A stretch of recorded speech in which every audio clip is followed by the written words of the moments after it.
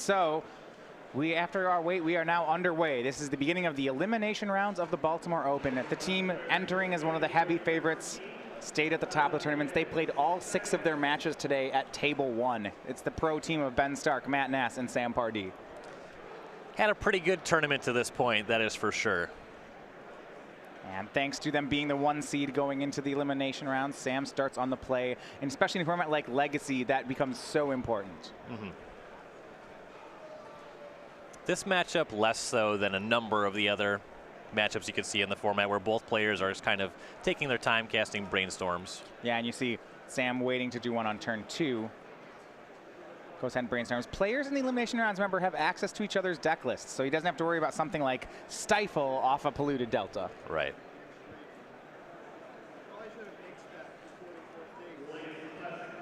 In general, in Legacy, Stifle is at a long time low. I think you just kind of play into it more than you wouldn't. Yeah, so, you know, you see him right now with his lander up not playing around Daze, for example. That's not something that Eric English's deck features either. Now plays Polluted Delta to complete the brainstorm, putting back 2. He'll have the ability to shuffle it away.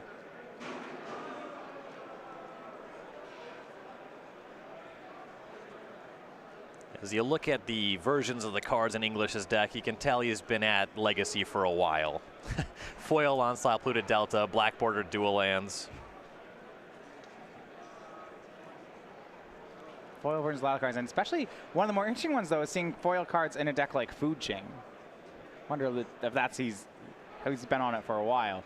His first play will be Baleful Strix, and this is going to show some of the strength against a removal deck like Sam Pardee's. Yes, that card will always replace itself once it resolves.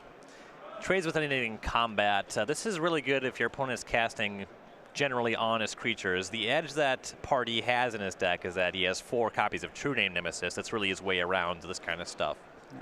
And Food Chain, a choice of multiple day 2 competitors, though off the radar really before this tournament. All right, one thing we actually saw at Baltimore this weekend in both Modern and Legacy is that these are formats where degenerate combos exist. You know, there aren't really combo decks in Standard, but both Legacy and Modern seem to be heading to a spot where it's a battle of the fair decks. You know, you see things like, rather than players, you know, we're not seeing so much Storm, for example, no Storm decks in day 2 in Legacy, but we are seeing players playing these like big Haymaker card advantage decks, you know, trying to go bigger, be better in a removal fights. We're seeing that in the Modern decks and the Legacy decks. Any Legacy player can tell you that the format has a lot of very powerful generic interaction, and the combo decks, if you're skilled with a brainstorm, you can beat them pretty reliably. I think that's also generally true in Modern, though it's a less popularly held belief in that format as well. Things like Thoughtseize and Mana Leak, very powerful generic interaction in that format. So it's going to be the Leovold, Emissary of Trest, the first card for Sam Pardee. And this is one of the newer additions to Legacy. It's a 2 of in Sam's deck. The Legend from Conspiracy actually making its way into Legacy. The 3/3 Elf Advisor states this: Eric cannot draw more than 1 card per turn, and whenever a permanent Sam controls is the target of any spell or ability of his opponents, Sam draws a card. Kind of along the lines of this fair fight, it's hard to get Leovold off the table without giving your opponent another card. And for Eric, answers, he really just has Abrupt Decay in his deck. He can play a game through this one. Makes a lot of his cards worse. You certainly don't want to cast a Brainstorm when your opponent controls a Leovold. Yeah, you see him casting Baleful Strix, but he's not going to get to draw off it, as Leovold is against that. Yes. And deciding if he wants to swing for 1. He will, and then pass. His best way to get it off the table is just to block it with Baleful Strix, but I don't think Sam will give him the option. Yeah. I'd be surprised if we see that attack without a removal spell. Now, the neat part around is that Food Chain has a combo element to the deck, too. And with Leovold in play, can Eric still combo? His combo does not rely on drawing extra cards. You can use Fierce Empath to tutor for Emrakul the Aeon Sword. That's still fine. If he has Food Chain in play, he just needs to find Eternal Scourge or Mist Hollow Griffin, not get disrupted, and just build that chain up, cast Emrakul. Leovold does not stop any of this stuff. Back to Matt Nass. Trick is going to be finding these cards without the aid of any kind of cantrip. Sure, yeah. If you can't ponder, Preordain, or Strix into them, you just have to draw it. Right. Deathrite Shaman for Sam Pardee. You see he's also playing a rather calculated game, holding on to another copy of Brainstorm and Abrupt Decay, both in hand. There's also 3 copies of Manipulate Fate in Eric English's deck, and that was the card he just drew for this turn. The text box, search your library for 3 cards and exile them, and then draw a card. Well, without that cantrip, the spell is not very impressive. Exile 3 cards out of your own deck? And if that's it, I'm not impressed. The cards he'll exile, though, Mist Hollow Griffin and Eternal Scourge. They're cards that he can actually cast out of exile. So, in a sense, Manipulate Fate actually does still draw him cards. Just not off the top of his deck. And it's not cards that are terribly exciting to cast. But 3 3s for 3, 3 3s for 4. He does have the ability to win an honest game just by casting those Mist Hollow Griffins as flyers and flying over this Leovold. Let's see if that's what he does. Both players sitting on 3 lands. And Eric has already drawn his Emrakul and a Food Chain. So in theory, he could make this happen. All right, so here's Food Chain. Food Chain, interesting one. This is the namesake of the deck from Mercadian Masks. He can sacrifice a creature or remove a creature he controls from the game. Gets any number of mana of any color, which is 1 more than the cost of the creature he gets rid of. So if he exiles a 2-drop, he gets 3 mana. If he exiles a 3, he gets 4. You can only use that mana to play other creature spells. So this is really reliant on him playing these creatures that can be cast out of exile. You exile them, let's say a 4-drop, get 5 mana, use 4 of it to replay the very same card, and then you're just plus from 1 mana from where you started. Yep.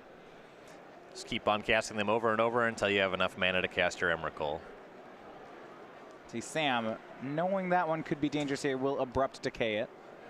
There was a point in history where Food Chain was cast in some relatively honest decks. There used to be a Food Chain Goblins deck. That's not what English is up to here. No, so the idea is he will make, well, he'll use that interaction to continue to get more and more mana, and then eventually just cast Emrakul the Aeon's Torn. Yes. Get a free turn, bash, probably end the game. So post Abrupt Decay, Sam will Brainstorm to refill his hand. Then casts Thoughtseize. And Sam has picked up another Abrupt Decay as well.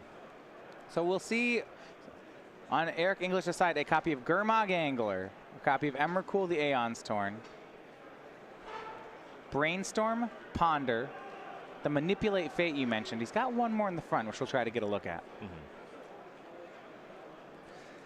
And with Leovold on the table, actually drawing the Emrakul, that's a lot worse if he's not able to get his Food Chain going. Yeah, it looks like Mist Hollow Griffin, the last card in his hand. That's the 4-drop that he can cast out of exile. But in hand, it's just a 3/3 flyer. And we see now just how much damage Leovold is doing. Ponder, Brainstorm, Manipulate Fate, all in Eric English's hand. Eric will send the Gurmag Angler packing. Eric was 1 card in graveyard. If he took anything else, then once that card was in the graveyard, Eric would have had enough mana to cast Gurmag Angler.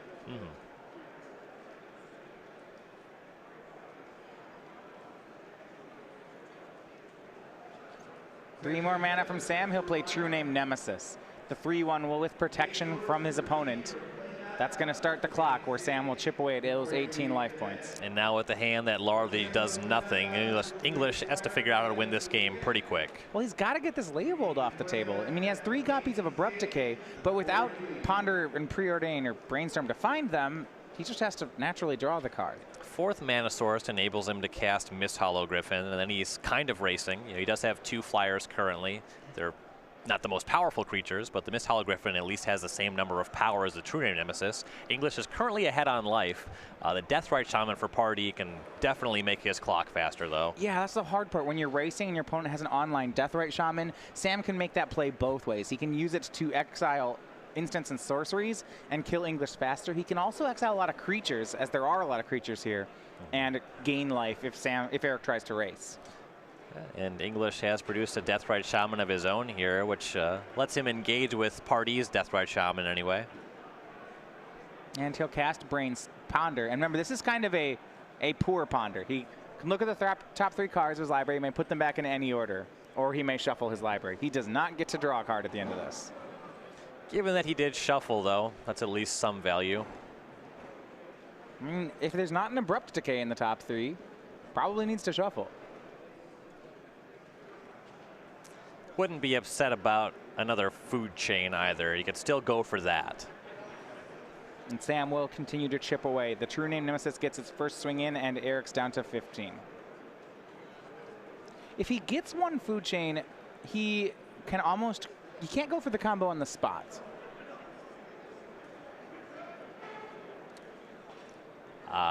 He has multiple creatures. He could exile 2 of them, cast his Griffin, and then go up. So he could go for it immediately as long as Pardee does not counter it or have an Abrupt Decay. Right, it's just if he sacrifices them both to play the Griffin, then with Griffin on the stack, Sam can Abrupt Decay the food chain. That would be a bummer. Eric can try Ponder again. No Abrupt Decay in the top 3. He is shuffling a second time. Without the draw card at the end of it, Ponder not nearly as impressive, but actually still doing work here, unlike Brainstorm, which right now is actually not a card. Right. It has a text box still, but it's the part where you put 2 cards from your hand on top of your library. Right. That's so not really the mode that he's looking for. 1 blue, don't draw, draw 0, then put 2 back. I don't really want to cast that spell. And Sam will Abrupt Decay the Deathrite Shaman here.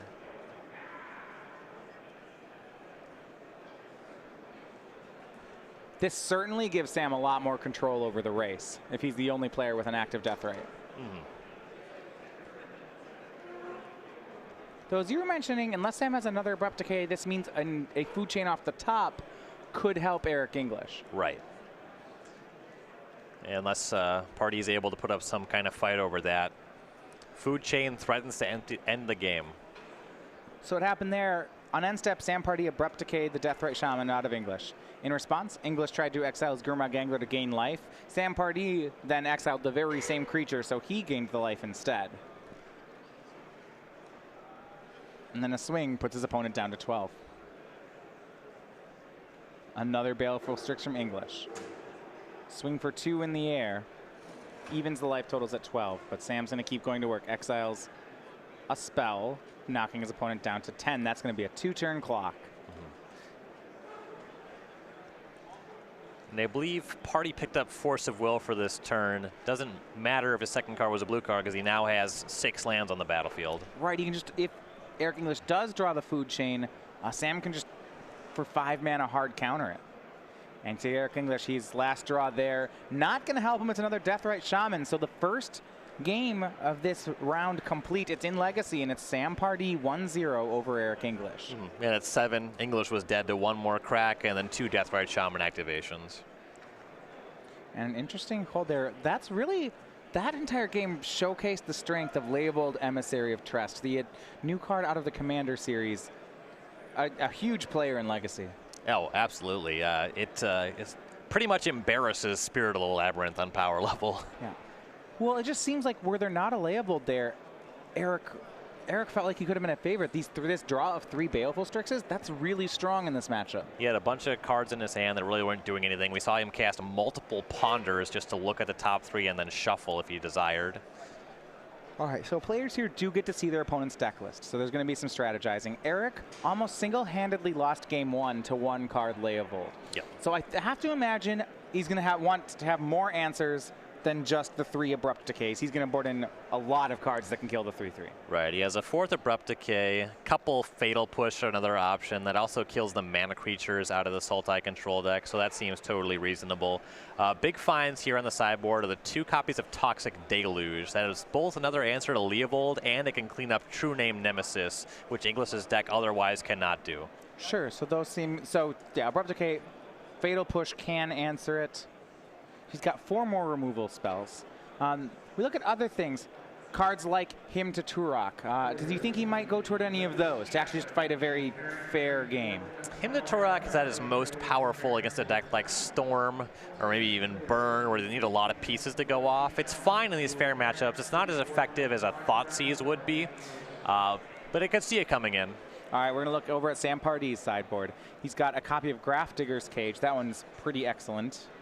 A Nile Spellwomb, Pithing Needle, Dread of Night, Flusterstorm, Golgari Charm, Mindbreak Trap, Submerge, Umezawa's Jite, Painful Truths, and Thoughtseize. Golgari Charm destroys enchantments. That seems reasonable. Mindbreak Trap does not actually counter spells. It exiles them. So if you go up the food chain, oh wow, yeah, go up to Emrakul, you can trap that one. Okay. If we're at the point where there's a bunch of Griffins coming in, that might be too little too late, though. Not sure that I want that one. Well, and actually, Grafdigger's Cage doesn't address food chain because the creatures enter from exile, not the graveyard. Right. So can't. When I was a casual player, Defense of the Heart was actually among the first cards that I considered broken. Just never occurred to me the concept of not playing a third creature. Yeah, you're saying this doesn't get 2 creatures out. Well, right, in casual Magic, I have lots of 7s and 8 drops. So you play 3 guys, and I just go get 15 mana worth of things, and you lose. Why would I ever stop playing creatures? My deck was built to cast creatures. So here's my question. How think big were you as a casual player? So when you got 2 creatures, was it like 2 Shivan Dragons, or did you get something like Pestermite Kiki Jiki? This was before the time of Pestermite. My decks featured a lot of Prodigal Sorcerers. So you Defense of the Heart and go get a couple Prodigal Sorcerers? Well, I wasn't playing Defense of the Heart. I was getting killed by it. Okay, okay. See, I would have played it, but I always, when you watch like casual Magic, like when it was first printed, people just get their 2 biggest things. You wouldn't. The idea that you get a 2-card combo wasn't really a thing yet. So you seem to be misreading what I mean when I say a card seemed broken as a casual player. You the mean card, you lost to it? When you're casual, broken never means the cards that you're playing. It always means the cards that you're losing to. Right. Okay. So then it's very broken. Yes. Yeah.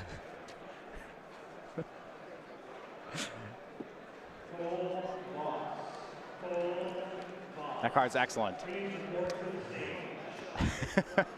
So we go back over to this match as players now. We'll have Eric English back on the play. If he can, looking to get an answer to Leovold so he doesn't get locked out of the game. It's going to be a plan here for Eric.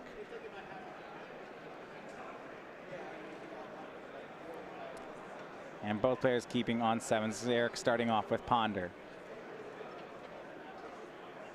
And there's an Abrupt Decay in the top 3 here. Probably interested in keeping that one.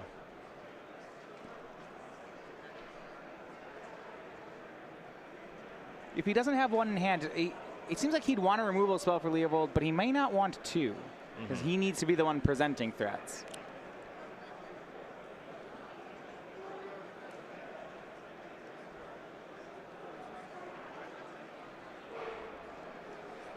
There are only 2 Leovold in Pardee's deck. Though he does have things like Thought. He has that Thoughtseize out of the sideboard. They could take 1 away before it matters. 2 in the main deck as well. Noble Hierarch to start for Sam. Remember this Sultai control deck, 8 mana creatures. It's also totally respectable to just Abrupt Decay and Noble Hierarch. Bolt the Bird in just about any format is a reasonable play. Now, if Eric has a card like Toxic Deluge, he may want to wait here some way so he can clean up multiple cards. Yes. But looks like you're absolutely right. He's going to go ahead and keep Sam honest on mana. Abrupt Decay takes down the 0/1. And left over in English Holdings, I believe I see a Force of Will and a Food Chain.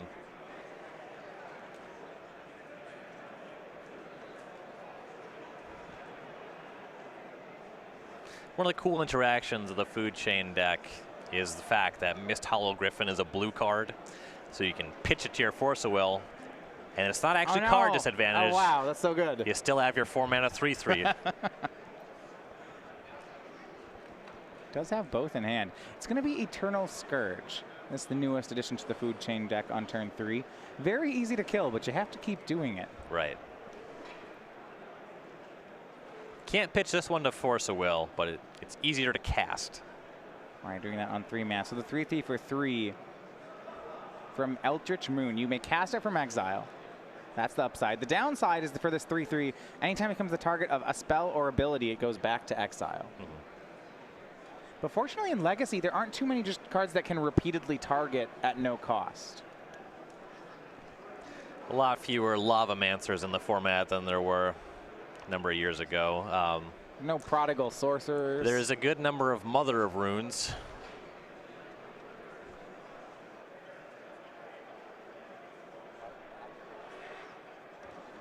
Leovold from Sam. He matches 3-drop for 3-drop, and this one took the game for Sam. See whether Eric may want to fight over this one. You see Force of Will up to the front of his hand. And that's what he'll do. Force of Will pitching, Force of Will.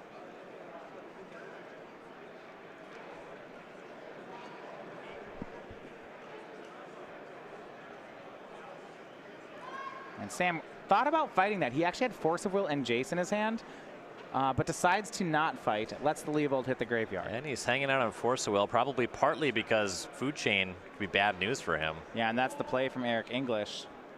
And that will get the Force of Will from Sam. That much makes sense if English already had Emrakul in his hand, or... Yeah, good patience there. If he had forced through the Leovold, he may have died on the untap. Now Sam, though, will play True Name Nemesis, no 4th land. And the response from Eric English will be out of the sideboard, Toxic Deluge, another commander card. This one designed to basically, it came out of the Legacy scene to deal with True Name Nemesis. Pays 1 life to give all creatures -1/-1. Means he can attack in for 2 with Eternal Scourge. That puts Sam down to 11.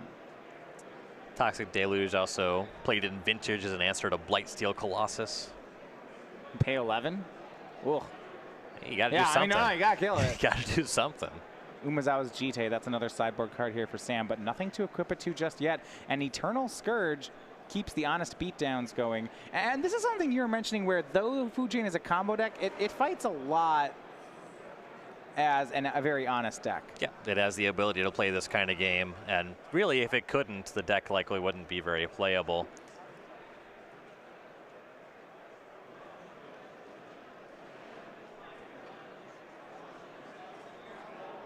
Go back there. Sam exiling the Eternal Scourge.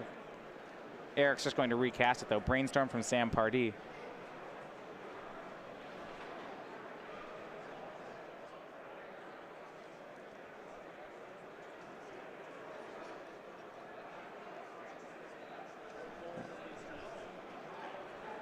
So an interesting thing where you saw Sam Fatal pushing Eternal Scourge there. We're going to get Fatal Push there. You might be like, that's not allowed. And the answer actually, it looks like it has the older Pyroblast wording on it.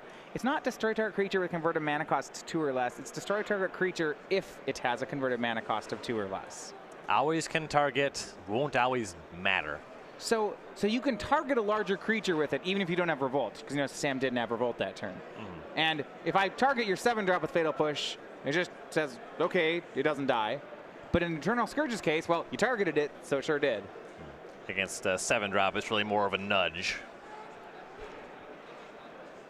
Ponder from Sam as he tries to rebuild, though. It only delayed damage for 1 turn there.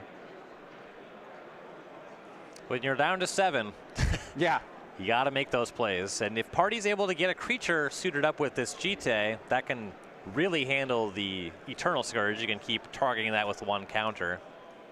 Eternal Scourge keeps hitting Sam Pardee down to 4. But he draws True Name Nemesis. Going to cast that. And this was none too soon. He can, as Umezawa's Jite can suit up on it. And at that point, it can be hard for English to do anything. That's another combo. True Name Nemesis and Umezawa's Jite. So we already saw a Toxic Deluge as an answer to a True Name Nemesis from Eric English. The question will be, can he answer True Name again or answer Jite? It looks like no right now. Sam if he had Abrupt Decay, it makes a little bit of sense to wait for the equip and the attack, and that's exactly what he has. And now it's gone as a blocker. You see the Umezawa's Jite down. Eric will take 3, but no Jite counters. Taking 3 for Eric is fine. Taking 3 for Party, not fine. Well, technically fine. I'll swing with Eternal Scourge. Sam Abrupt Decays. And interestingly, if Sam were to take that hit, he's got another Force of Will in his hand. It will become uncastable if he goes to 1. It becomes just a 5-mana counter spell. Traumatic Visions.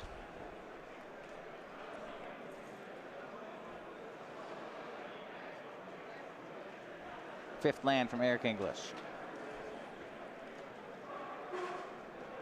Looks like Eric has a Manipulate Fate he's thinking about casting here. Yeah, he can do that and Eternal Scourge this turn as he's getting to enough mana. Then he can start casting those Mist Hollow Griffins that he would exile with the Manipulate Fate. Well, I'm actually interested if it's Mist Hollow Griffins or if it's just going to be more Eternal Scourges. I mean, Scourge costs 3 instead of 4. In order to exile more Eternal Scourge, he would need to have more than 1 in his deck. That would be okay. Seems unlikely then. Well, it sounded like a good play at the time. If he had him, I'd get him. Yeah, that would be nice.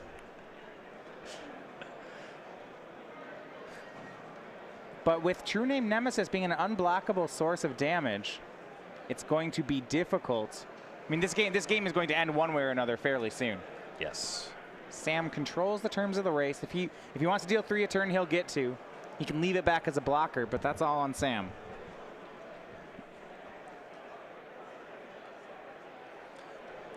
The English is thinking here. I imagine that he's going to be casting this Manipulate Fate. And he does. We'll see if Pardee deems this one Force of Willable. The loss of 1 life is too significant, though over the course of a couple turns, his Griffins become very problematic, and English still able to cast the Eternal Scourge this turn. Yeah, so you see what Manipulate Fate means. He will exile 3 copies of Mist Hollow Griffin. It's all 3 of them in his deck. Then we'll draw a card. 2 mana draw 4. As long as 3, it's interesting, right? It's 2 mana draw 4, but 3 of them are named Mist Hollow Griffin. If you consider a 4 mana 3/3 flyer to be worth a card, it's maybe like a draw 2.5. They're good in this situation, I'll tell you that much.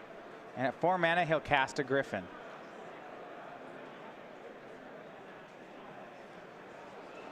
The Griffin out of range of Abrupt Decay also can't be blocked by True Name Nemesis. This is a real problem for Sam Pardee. Wide range of abilities on this card.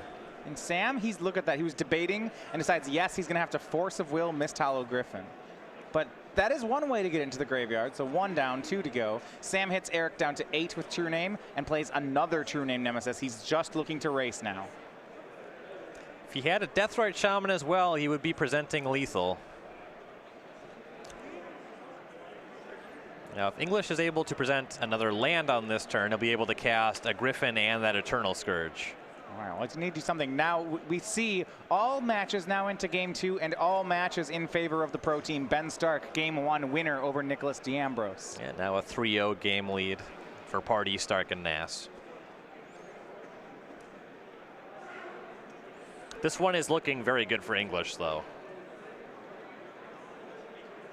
Yes, he goes up to down to 7. Just enough. He'll play Mist Hollow Griffin.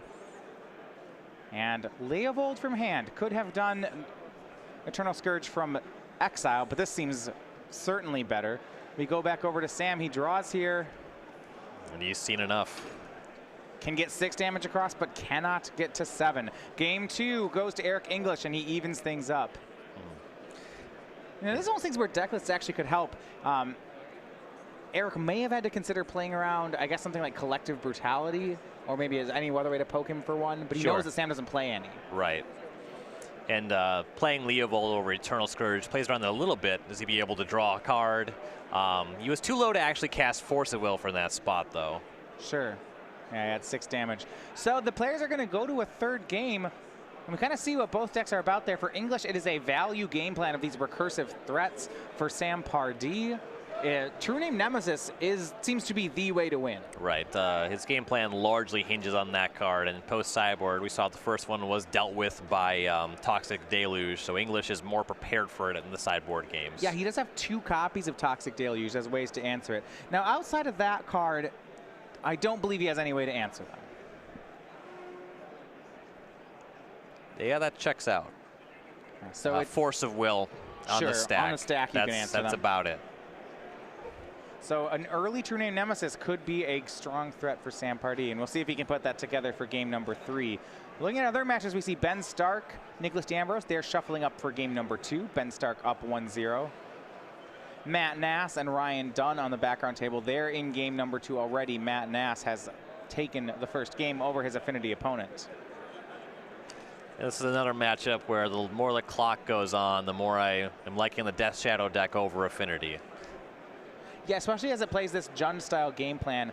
With Matt Nass, you can see him boarding in more cards like he has Kolaghan's Command in the main, and you even mentioned Kataki War's Wage in the sideboard. Along with 3 copies of Lingering Souls, this certainly will improve for Matt. And an Ancient Grudge. And on top of that, there's a lot to like in that matchup.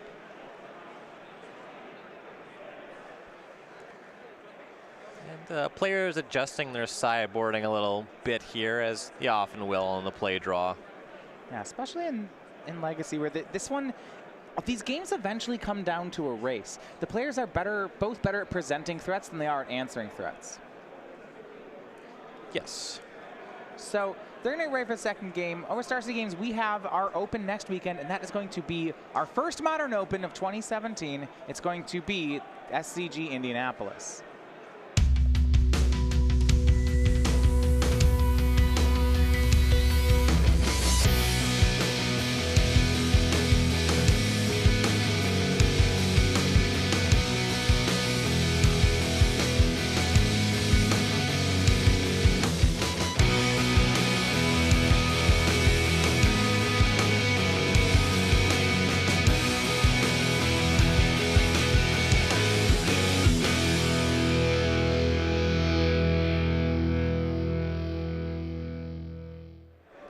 That's going to be Stark Games, the Indianapolis Open, in just 1 week from now. If you're showing up, it seems like you're going to have to try to go bigger than a lot of the players here. Everybody's slogging in for these big value decks. Yeah, sweet tournament. Modern's looking great right now. I'm about 49% to play myself. Okay. And yeah, 49, it seems like you picked that number because it was very important to you which side of the number 50 you were on. It was very deliberate in illustrating that it was close, negative, but not that negative. See, I only believe in two percentages, 0 and 100, so that sounds to me like you're not going to be there. I'll be able to tell you whether it's 0 or 100 when I'm there. Game 3, we'll put Sam Pardee back on the play.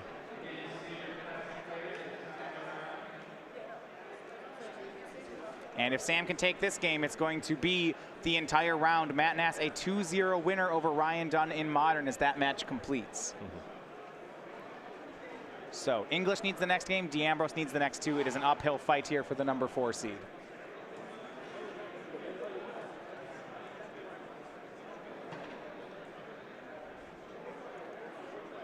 All of these must wins for the team on the right. Sam going to start on the play with mana creatures. This one's going to be Deathrite Shaman. This deck, very happy to be leading with the turn 1 creature. You see 4 Noble Hierarchy and 4 Deathrite Shaman in the deck. It has a much higher mana curve than a lot of these fair decks. And one thing that Sam is definitely trying to do, I was going to say he uses Deathrite Shaman to cast a turn 2 Sylvan Library. He had True Name Nemesis, but it looks like he may not have had the land drop. Library will help with that, but yeah, stunted a little bit. Well, this is interesting. Library is still on the stack right now. You see multiple copies of Force of Will in Eric English's hand. And Sam's disguising very well whether or not he has a land drop here. This is a situation where you'd snap off a Spell Pierce, but Force of Will is something you have to be a bit more deliberate with. Brainstorm from English. And English is looking at an Abrupt Decay there. Because he led on Basic Island, you won't be able to cast that one on turn 2. Allowing Pardee to have a turn of Sylvan Library on the battlefield while you try to disrupt that, it's not ideal.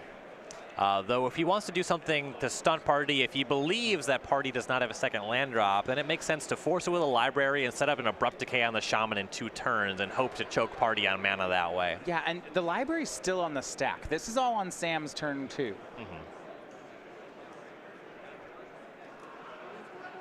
If Pardee does not have a land drop and he has a Daze, that'd be great. And it looks like, yeah, the library did resolve and we're going over to Eric English. Yeah, decides not to fight a counter, we're over it. And then Sam says, yeah, you're right, I actually didn't have the second land. But maybe he will after this library activation. Because it was Basic Island for Eric English, he actually can't turn to Abrupt Decay. And Eric did just crack a fetch land that'll give the Deathrite Shaman a guaranteed activation on Pardee's turn. Sure. Unless he has a Fatal Push, but that's not what he's going for. No, he'll just instead let both players play the game. It's going to be Baleful Strix. Not going to try to resource deny Sam. And it looks like there was a Misty Rainforest, the second card down here. Perhaps a debate over paying for life. And he will. He'll go to 15, have 2 cards. Yeah, there's no mountains on either side of the battlefield here. Usually end up paying 4 life on Sylvan Library at least once in this kind of matchup. Sam, a fetch on Misty Rainforest to go to 14, but you're right, now he is out of mana woes after missing a land drop. Has more food for the Deathrite Shaman, and made his land drop for the turn. This land was a fetch land as well, so 2 pieces of food for the Deathrite Shaman in terms of producing mana currently.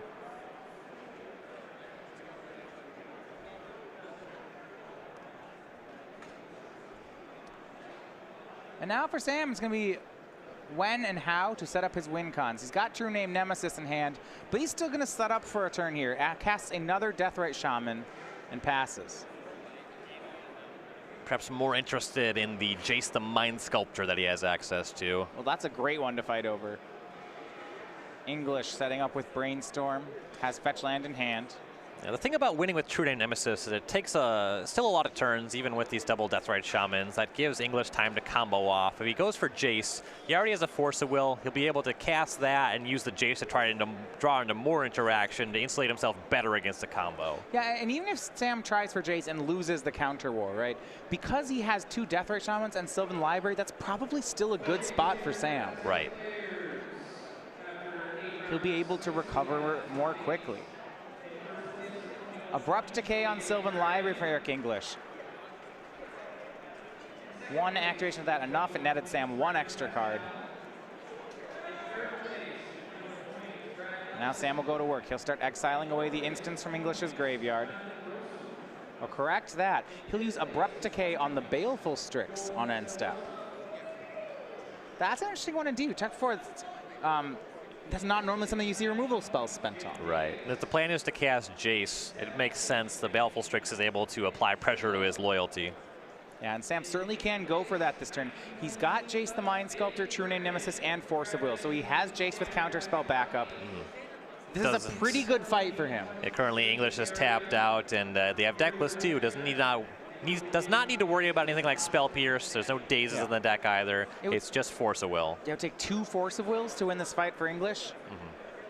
Well, we'll see if Sam's going to go for just that.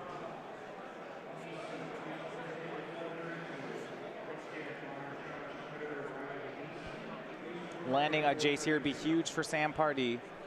So he starts by exiling away a land, tapping 4. Here will be the Mind Sculptor. And a big fight's about to happen.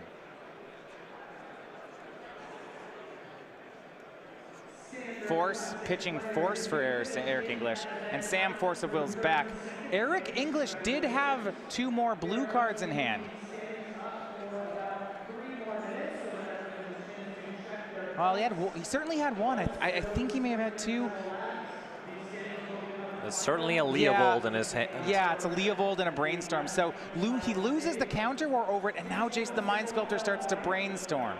Made the decision that casting 2 Force of Wills, pitching 2 cards is too much card disadvantage, though letting Jace resolve is also a lot of card disadvantage. And that's actually a calculated risk from Eric's side. If he thinks he can't beat Force of Will anyway, then this is probably the right play for him to make.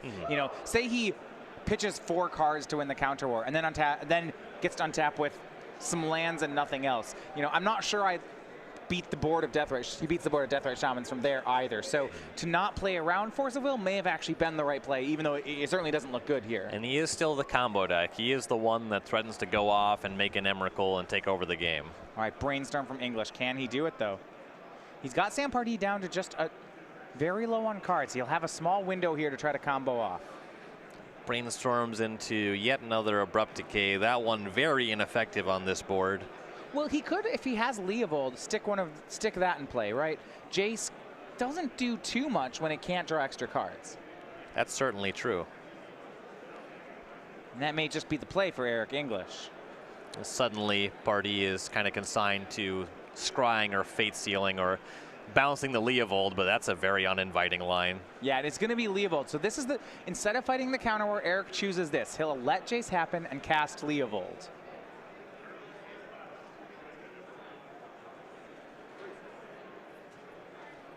This card's mighty good. Yeah, we saw Sam win game 1 with it. It certainly has done a lot of work, and we see how much respect Eric's giving it to say that this is might be more valuable than Sam's Jace. That's the line he took, and he might not be wrong. In the match heads up, it looks like the Leovold is more valuable. It's making Jace pretty embarrassing. Sam's gonna take a look at Eric's graveyard, but with triple Deathrite Shaman, Sam can still go to work on Eric's life total. Right now, 1 of each of his 3 dual lands. So he's not able to drain for 6 or gain life for 6. He can do either for 4.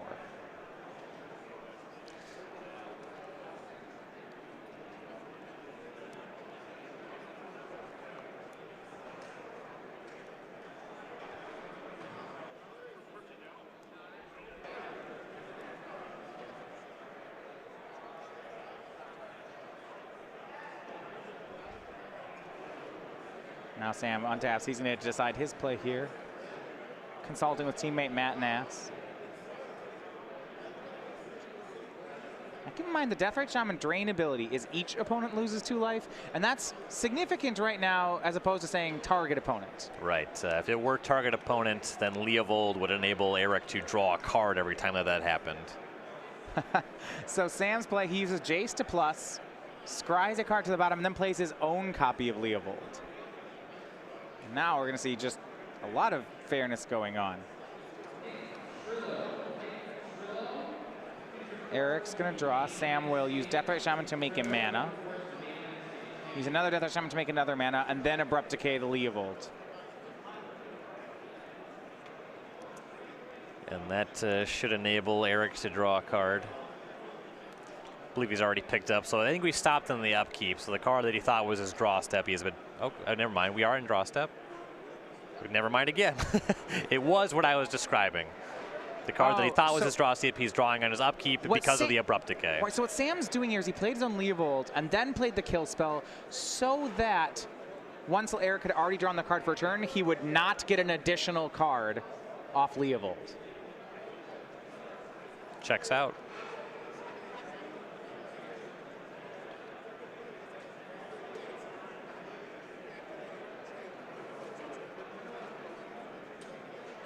Yeah, whether it's upkeep or draw step, I mean, the moral of the story is Eric's not going to get an extra card here off this trigger. Right.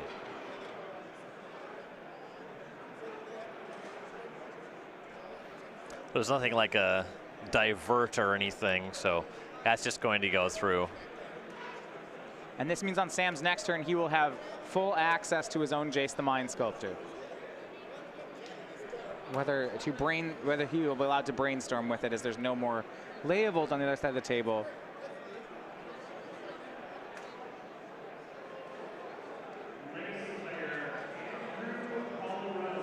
And Eric English, he knows that that is going to be the game.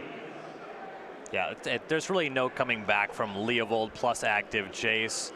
Okay, then you might think that's an early concession. Well, it's not that early because Ben Stark also a 2-0 winner in Standard. So a dominant show here from the team of Stark-Nass-Pardee. A 2-0 win in Standard, a 2-0 win in Modern, and to be honest, what looked like it was going to be a 2-1 win in Legacy. Right, yeah, Pardee was in a commanding position there, and Stark-Nass-Pardee continues to deliver. They are on to the finals. Yeah, they have not